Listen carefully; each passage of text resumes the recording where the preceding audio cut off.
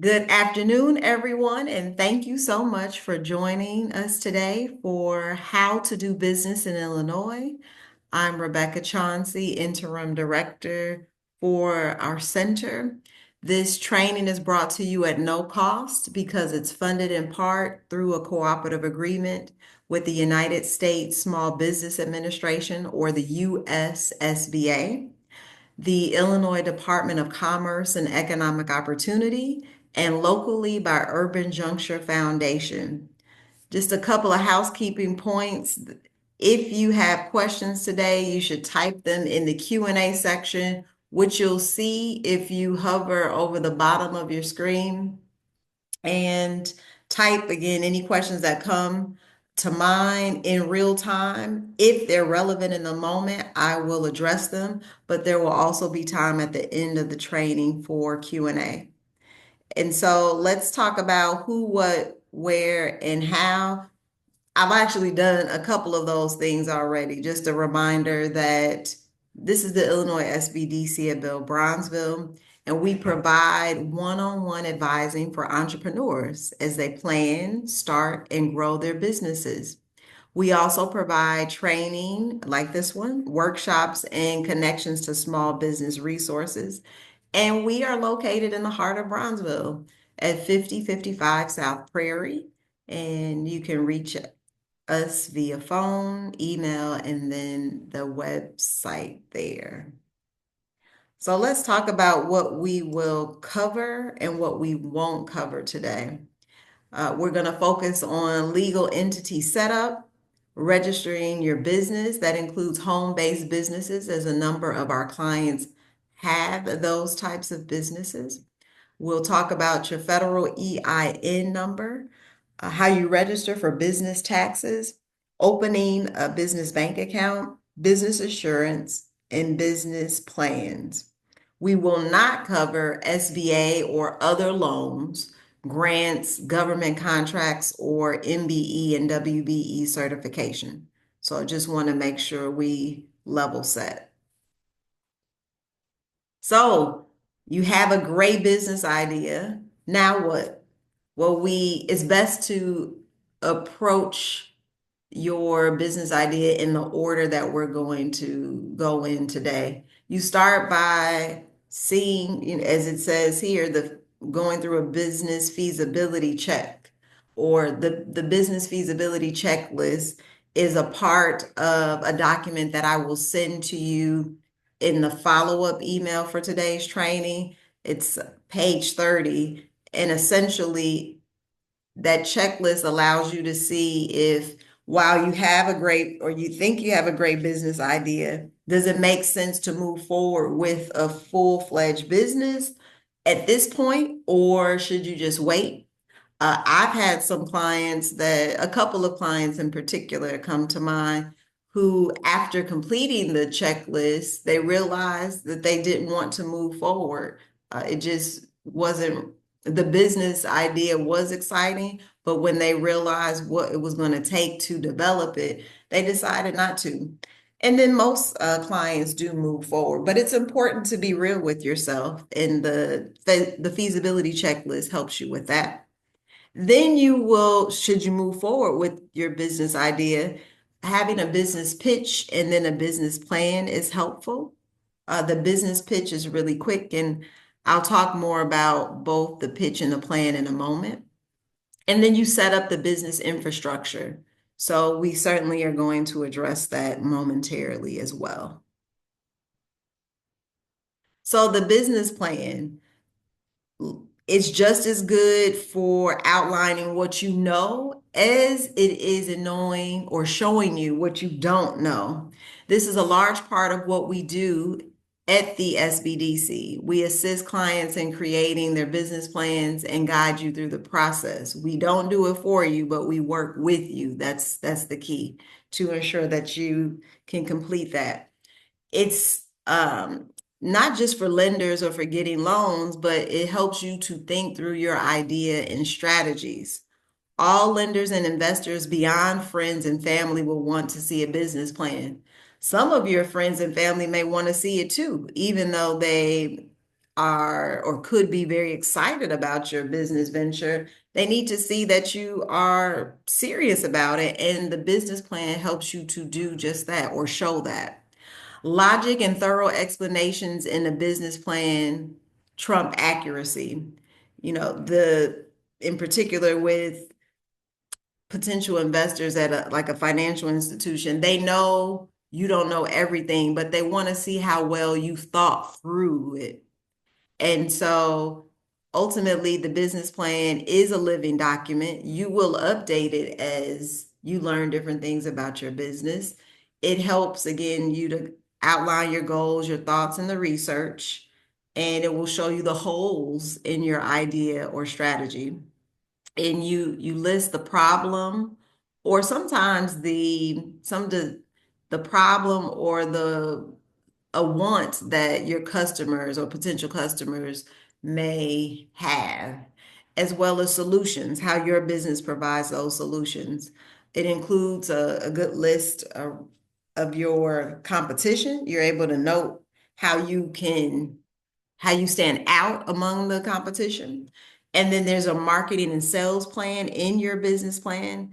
Just remember that, in the example of, let's say you have an e-commerce business, and certainly you're based on it's going to be on the World Wide Web, but that doesn't mean that everyone is your target customer. And there's a saying that marketing to everyone is marketing to no one. So it's really key that you hone in on who you're really meant to serve, whose problems you solve, or whose wants or desires you're able to provide for through your business. And the sales plan, different from marketing, it will show how you convert interested parties into paid customers. And then certainly, I bet most of you already know that the business plan includes a financial forecast and strategy. You want to, again, be detailed and use logic in your assumptions. And then you can start, as I mentioned in the last slide, with a pitch. So that's it's pretty much one sheet, and it's a good place to start. And then you build a business plan from there. You can check out a past presentation that we have about business pitches called Pitch Perfect in the link there.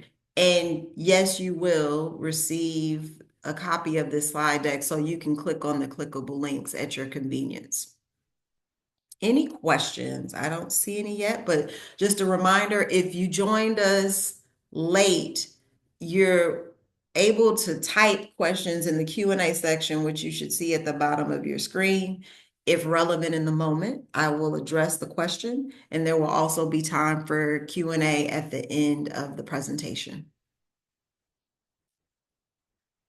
So let's talk about setting up your business infrastructure. First, you're going to choose your legal entity. So each entity has its own benefits and drawbacks regarding costs, complexity, tax implications, and the ability to raise capital.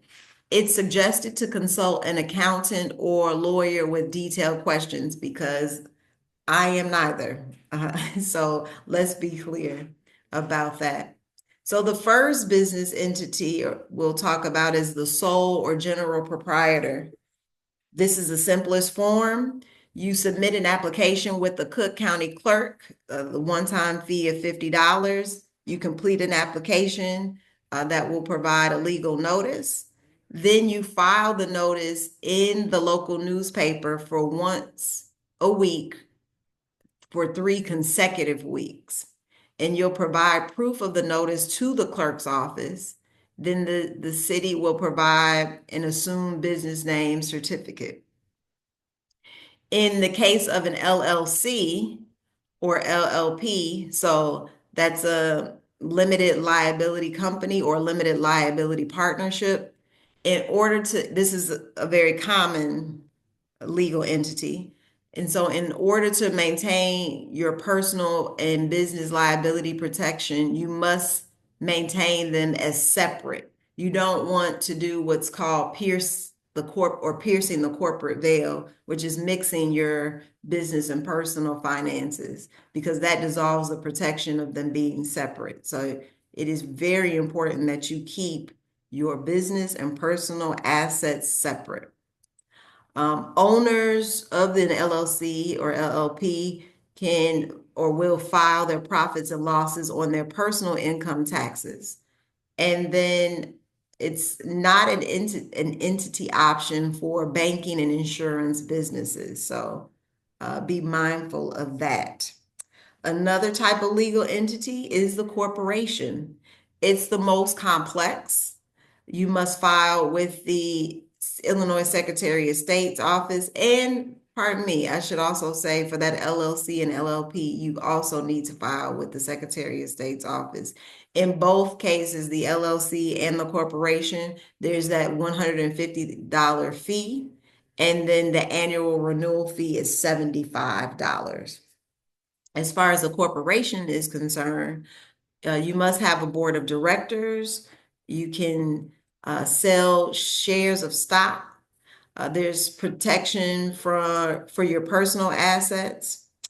If you have a C corp, you're double taxed. So shareholders have to report their dividends, capital gains, and profits paid to them on personal income tax. Plus, the corporation must file its own taxes.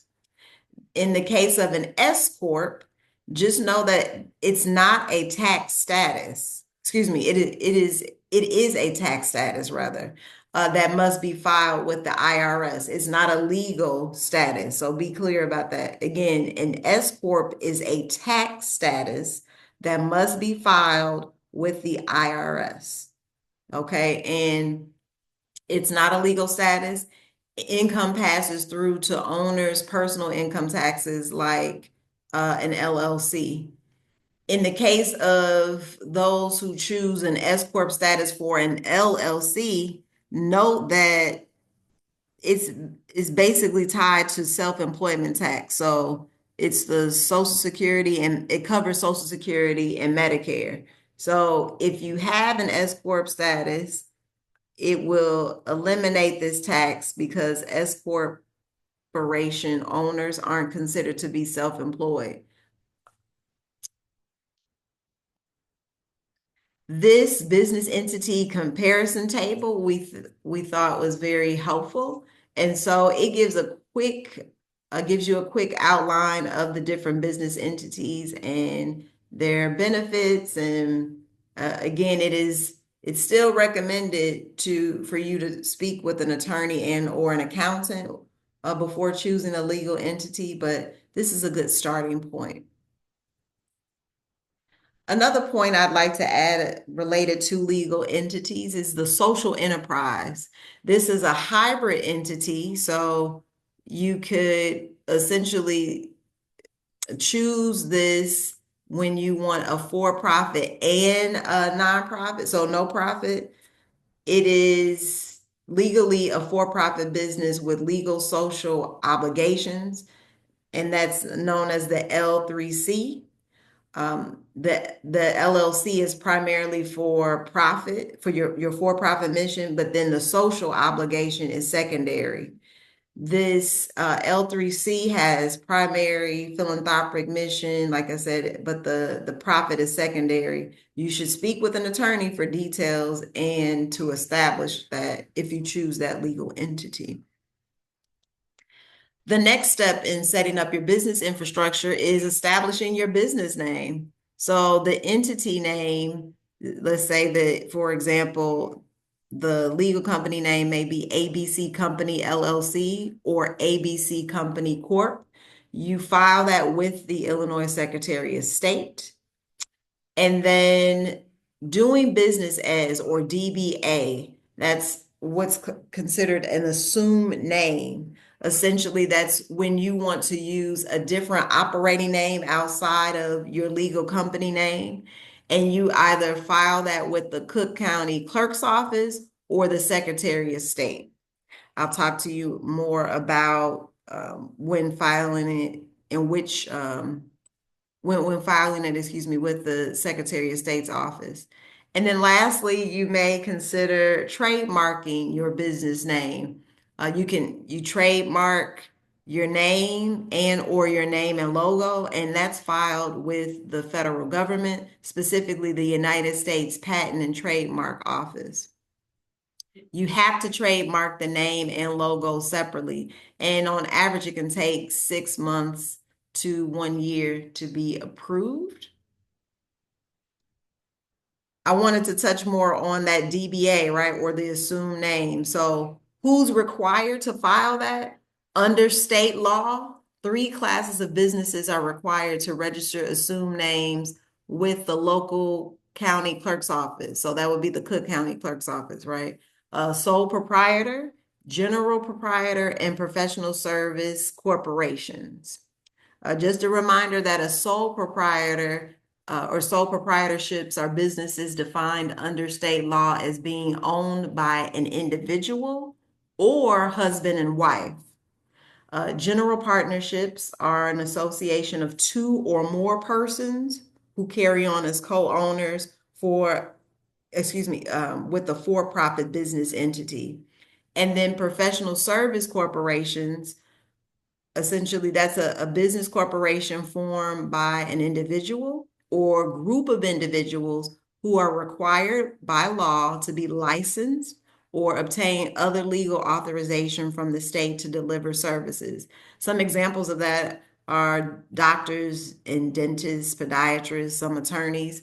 Proof of filing with the Secretary of State's office is required.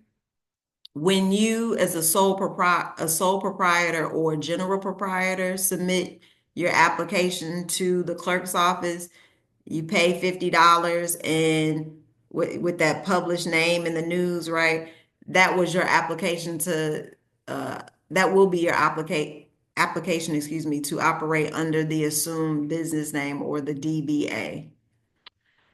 If you have or you choose the LLC, the LLP, or corporation, and you need a DBA, you will need to file that through the Secretary of State's office. You file to what's called adopt an assumed business name with the Secretary of State's office.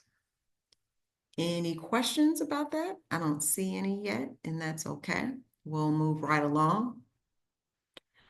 The third step in setting up your business infrastructure is related to registering for an EIN. That's also known as an FEIN, so the Federal Employer Identification Number. It's not required for sole proprietors unless there are employees, but it is required if your business legal entity is an LLC or corporation. This is required to open a business bank account, which we know that's important to have, right? And it protects your social security number. You treat it as such, and you can't have more than one EIN attached to the same name. So if you have an LLC with an EIN and reorganize, for example, at a later point as a corporation, you'll have to close and update your EIN. And this is free. You get the EIN through the IRS. The fourth step in setting up your business infrastructure is to establish that business or open a business bank account. Common accounts include checking, savings, credit card, and merchant services. It's necessary to keep personal and business finances separate, right? We talked about that earlier. We're a huge proponent of smaller local regional banks or credit unions versus big banks. Wintrust, Self-Help Credit Union, Providence, like the one in Bronzeville, or CIBC are some examples of those smaller local banks. And then BMO is a good middle ground. Chase has the best technology, but Chase, BOA, or Bank of America, and Citi are not small business banks. And so it's really, again, we encourage clients to open accounts, business bank accounts with the smaller local regional banks or credit unions, because you may find that you're able to connect with your business banker easier. And it's just Those are some really great options. And frankly, while you may not want to go into the bank all the time, it's also nice to have that local bank so that if you need to go into the bank and you want to talk to a banker face to face, you have that option. Step 5 in setting up your business infrastructure has to do with registering for your Illinois sales and business taxes. So this is not something to do when you're in your planning or ideation stage because the clock starts on needing to report and file as soon as you establish this account. So if you're preparing to open and need to apply for a city license, you can set a future date when you plan to be in operation in your application. This is not for 6 months or a year before you start operating. For the most part, we encourage clients to establish this when they are, I would say, even a month before they open the business. And so you will establish this Illinois Sales Tax ID through the Illinois Department of Revenue, or IDOR as it's known. And I should say, as you see that disclaimer, this is the SBDC is not an accountant or accounting rather, or legal service. So we highly recommend meeting with an accountant and an attorney to provide specific details and advice for your business. But generally speaking, I want you to be aware that when establishing that Illinois sales tax ID, you do that through IDOR. It's required for businesses in operation or, like I mentioned, close to opening. And you apply by completing a Reg 1 form at that link that's listed there.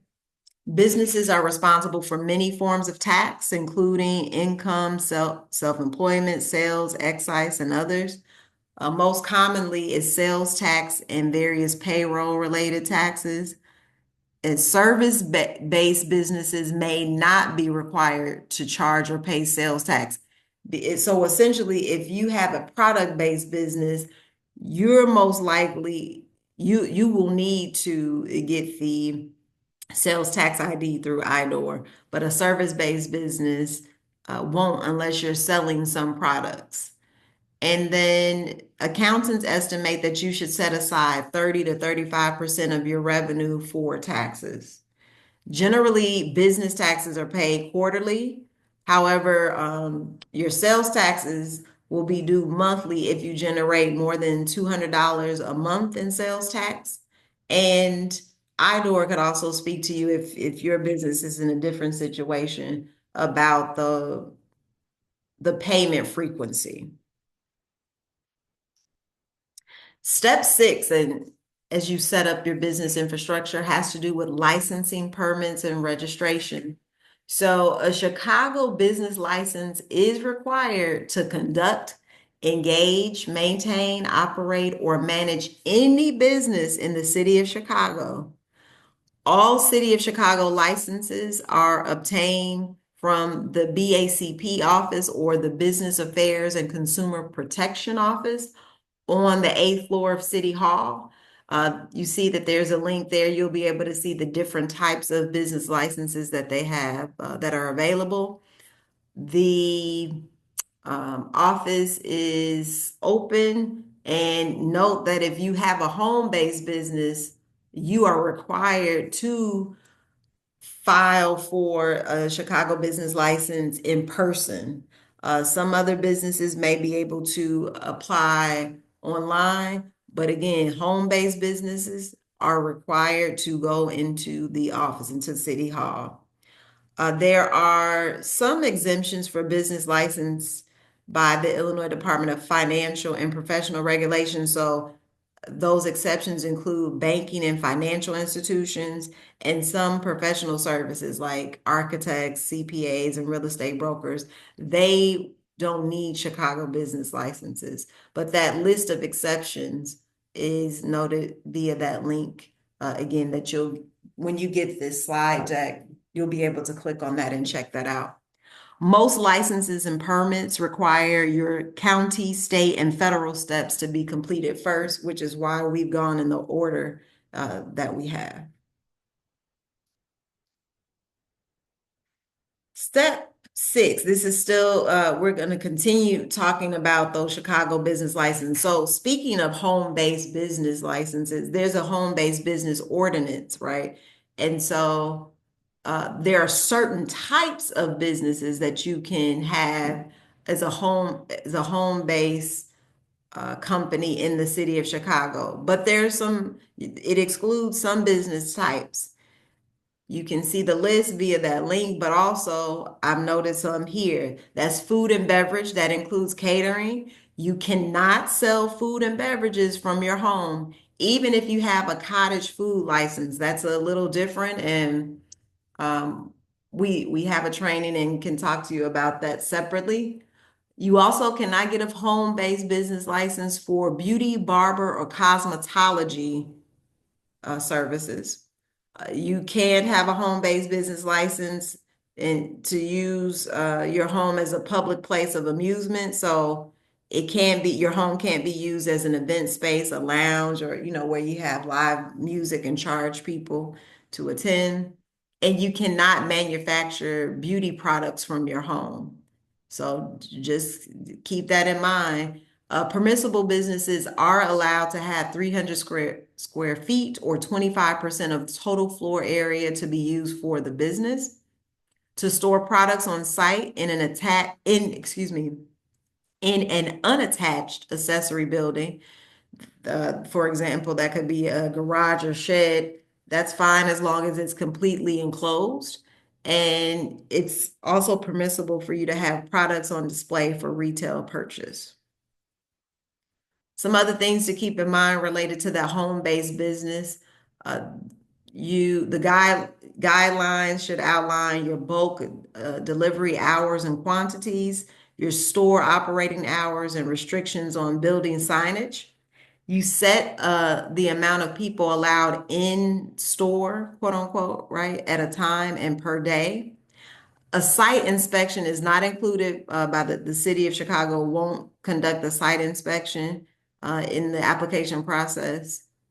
And then know that your home address becomes public record as it's the location of the business, and that is public record. So if you have a problem with that, you'll want to ensure that you have a commercial space, whether you work in a co-working space or lease another commercial space, then your home address won't be public record. You will have an outside or external office. And you can watch the full webinar on home-based business ordinances and the ordinance and other related topics on BACP's YouTube channel. The seventh step in setting up your business infrastructure is business insurance. It's essential for protecting your business from unexpected loss or casualty. There are 4 essential types, and they include general liability, business, personal property, and workers' compensation. And remember that flood almost always has to be added separately. Home insurance does not cover your home office, so know that that's separate coverage. We have a great training with details there, but we also are going to have a new training on taking the mystery out of business insurance next week. And so you could sign up to join us for that as well. Step 8, you want to build a team of professionals. Even before your business grows, you need to have trusted professionals on your team. Great members of your business team should include an accountant and or a bookkeeper, an attorney, an insurance agent, a bank and loan officer, and then utilize advisors like us at the Illinois SBDC at Bill Bronzeville, BACP, right? That's the Chicago Business Affairs and Consumer Protection Department advisors, and other free services. You want to build a team of trusted advisors and professionals before you need them. Remember that. And If you're not already a client with us, speaking of SBDC support, you can certainly sign up to do so. You can do that in the same area where you signed up for today's training. That's through eCenter Direct for one-on-one assistance. We assist you, like I mentioned earlier, with business plans, among other things, um, provide advice on foundational accounting, legal, and finance questions, and we provide referral options to business service providers. And then there's our email address and phone number. Some other important information that you should keep in mind as a business owner includes staying informed about changes in business laws and regulations. So subscribe to the BACP newsletter. Yeah, you can stay up to date about Chicago business laws and related information. Although we also we do our best to share those updates as soon as possible through the SBDC. And then beneficial ownership information reporting, or BOI. Some of you may have heard about this. It was required last year at some point, and then it wasn't because of different regulations. And now, as you can see, as of March of 2025, businesses created in the United States are not required to file those reports. So this is what I mean about staying informed about business changes, business laws and regulations. You can read the related alert on the United States or U.S. Treasury's website, which is listed there, that fincin.gov/BOI. Also, did you know about the Illinois Retirement Savings Program? Every private sector employer that has been in business for at least 2 years and they have 5 or more Illinois employees should offer their own qualified retirement plan or facilitate the Illinois Secure Choice Retirement Savings Program. This, starting in January of 2024, employers face potential fines. That was $250, or that is $250 per employee for the first calendar year of non-compliance, and $500 per employee for any subsequent year of non-compliance. You can watch a training about that for more information in that link there. And then minimum and sub-minimum wages. In 2023, the One Fair Wage Ordinance passed, ending sub-minimum wages for tip workers in Chicago. The current sub-minimum wages will increase by 8% every year until they match the standard minimum wage in 2028. Each yearly increase starts on July 1st. So that's something to keep in mind if you have that type of business in Chicago. And then paid leave. Paid leave for all workers act requires that all employers in the state of Illinois provide their employees at least 1 hour of paid leave for every 40 hours they work. It's every 35 hours in Chicago. And that leads us to the end. Are there any questions before we wrap up today's training? If you, just a reminder that you could type in the Q&A section. I didn't see any questions as I was speaking, but this is your final opportunity to raise your hand. You can, if you're not able to type your question, and I can address questions that you may have, you can, I'll see any raised hands and then talk to you about that. The one question I do see, thank you for your question, that is, what is a PLLC? So that's a professional limited liability company. It's a business structure for qualified professionals like those in the legal, medical, and therapeutic services. So that's the answer to that question.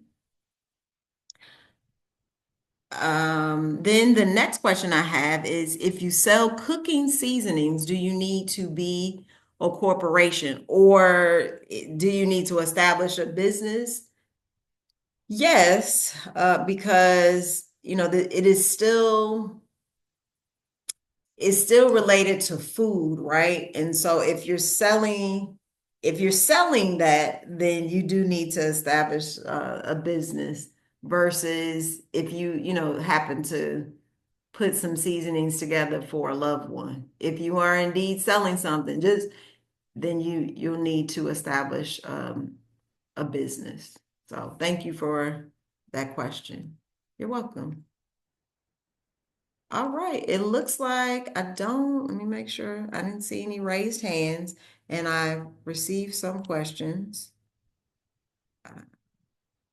There's another, can you go over business sales?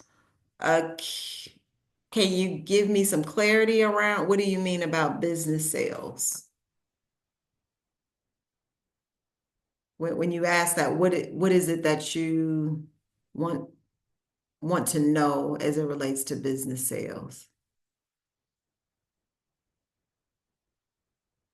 If you could explain to me. Okay, so you're asking about multiple services under a business under an so okay. So I think what I see here is your question is related to having an LLC. So that's your business legal entity and how you can have multiple services under that. So if that's what you're saying, that it seems that that's what you mean, I would say so. This may be a question that you'll want to talk to your attorney about. If you're seeking to have a series LLC, right? You'll need to talk to the attorney about that, but I'll tell you from just a general statement around businesses, it should just be one thing. For example, if you have an LLC, you have just one LLC, and you are looking to, let's say you have a restaurant, right? That LLC that's tied to the restaurant is the only business that is going to be connected to that particular LLC. If you want to provide other services, like let's say you're a cosmetologist too, certainly that will need to be you'll need a different legal entity for that. And that's where I suggest that you talk to an attorney as far as what's the best approach for that. So I hope that answers your question. All right, everyone. I think, yeah, you're welcome. And just a reminder, if you you need recommendations for attorneys or other professional service providers, that's something that we offer through the SBDC as well. So you would just need to let us know. Thank you all for your time and attention. I thank you for your questions. And just a reminder that you will receive the slide deck. You'll also get a follow-up email with a survey. Certainly encourage you to complete that, and there's space for you to list future training recommendations. We love to provide training that is really relevant and helpful for entrepreneurs like you. And continue to have a great day and weekend. Here's to great business success. Thanks, everyone.